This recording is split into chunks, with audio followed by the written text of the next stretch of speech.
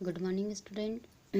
आज हम पढ़ेंगे अध्याय 3 अंग्रेजी शासन का भारतीय जनजीवन पर प्रभाव कि अंग्रेज़ों ने हम भारत पर जो शासन किया उसका जो भारत के लोग हैं उसके जनजीवन पर क्या प्रभाव पड़ा। पिछले पाठ में आप लोगों ने पढ़ा कि अंग्रेज़ों के शासन की स्थापना के बारे में, है ना। अब इस पाठ में हम उनके शासन का भारतीय जनजीवन पर प्रभाव पड़ने वाले को पढ़ेंगे कि क्या क्या प्रभाव पड़ा। सन 1600 ईस्वी में से सन 1757 ईस्वी तक ईस्ट इंडिया कंपनी का उद्देश्य व्यापार करना था। आप लोगों को पता है कि जो अंग्रेज यहाँ आए वो व्यापार करने के लिए आए थे, है ना। वे भारत से कपड़ा, मसाले आदि खरीदने के लिए अपने देश से सोना, चांदी आदि लेकर आते थे।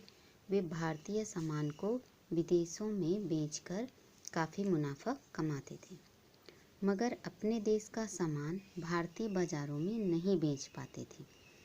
इस एक तरफा व्यापार के कारण ईस्ट इंडिया कंपनी की काफ़ी आलोचना होने लगी, है ना। कंपनी पर दबाव डाला गया कि वे व्यापार के लिए धन की व्यवस्था भारत से ही करें। प्लासी और बक्सर के युद्धों के बाद बंगाल पर उनका अधिकार हो गया। बंगाल, बिहार एवं उड़ीसा की दीवानी मामले मतलब भूमिकर होता है, वसूल करने का अधिकार भी उन्हें प्राप्त हो गया। इससे उन्हें व्यापार के लिए जरूरी धन भारत से ही मिलने लगा, है ना। जब वो कर वसूलने लगे तो उन्हें अपने प्रशासनिक खर्चों तथा साम्राज्य विस्तार के लिए जरूरी धन की भी चिंता नहीं रही। उस समय भूमि कर किसी भी शासक के लिए आमदनी का प्रमुख स्रोत होता था। जैसे अभी भी सरकार का मुख्य स्रोत, आय का मुख्य स्रोत क्या होता है? कर होता है ना। तो उस समय भी शासक जो राजा होते थे उनकी आमदनी का प्रमुख स्रोत कर होता था।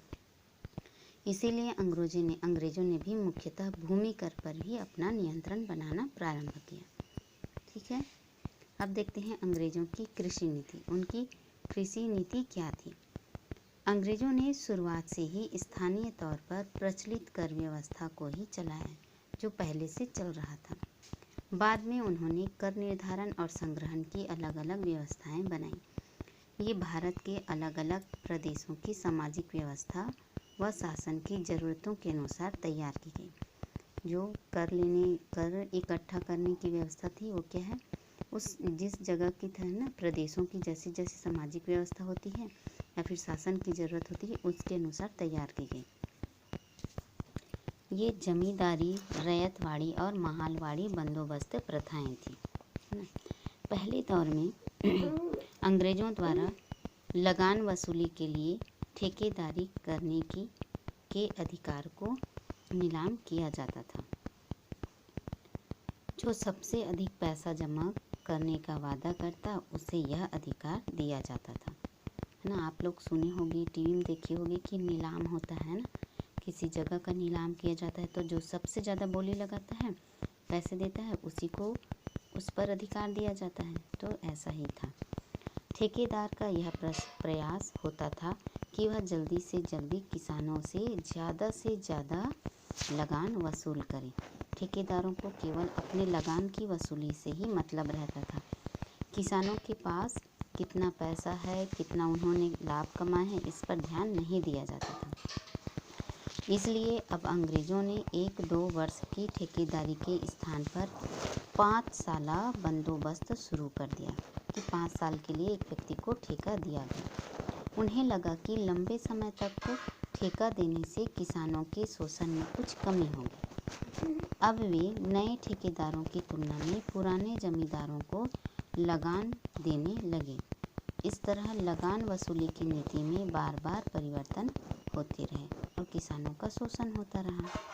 अब देखते हैं स्थायी बंदोबस्त।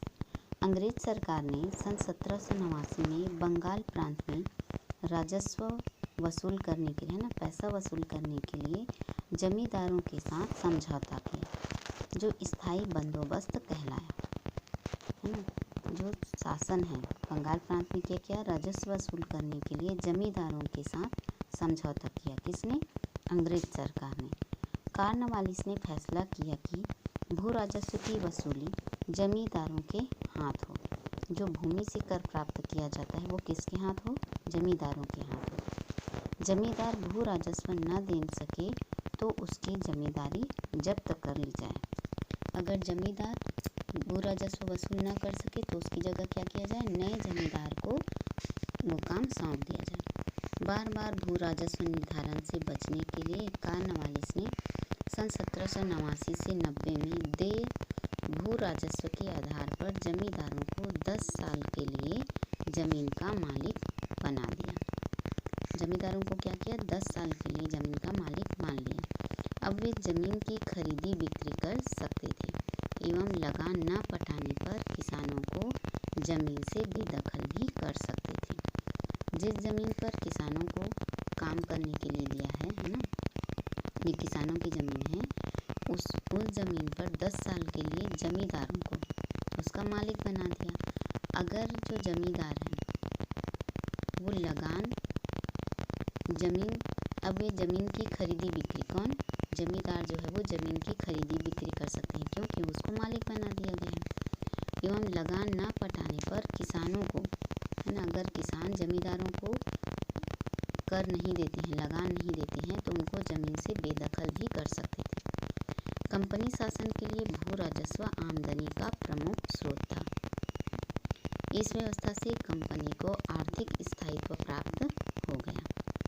स्थायी रूप से, है ना, कि इस व्यवस्था से क्या हुआ? कंपनी को आर्थिक स्थायित्व, स्थायी रूप से अब उनका आय जो है प्राप्त होता रहा।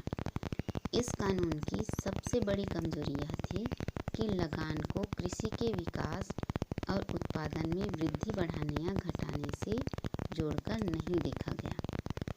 इसीलिए जमींदार तो निश्चित लगान वसूल करते रहे पर किसानों या सरकार को इससे अधिक फायदा नहीं हुआ, है ना। उसने क्या किया? जो जमींदार है वो क्या है, उत्पादन कम हो या ज़्यादा हो वो उतना ही लगान वसूल करते थे, तो इससे किसानों को कोई फ़ायदा नहीं हुआ। और अगर उत्पादन बढ़ी है तो भी अगर वसूल रहे हैं तो जितना निश्चित किया गया है ना, जमींदारों को जितना निश्चित किया गया है कितना लगान देना है तो उतना ही देते थे सरकार को। इससे क्या हुआ? ना सरकार को फ़ायदा हुआ और ना किसानों को फ़ायदा हुआ। आज के लिए इतना ही।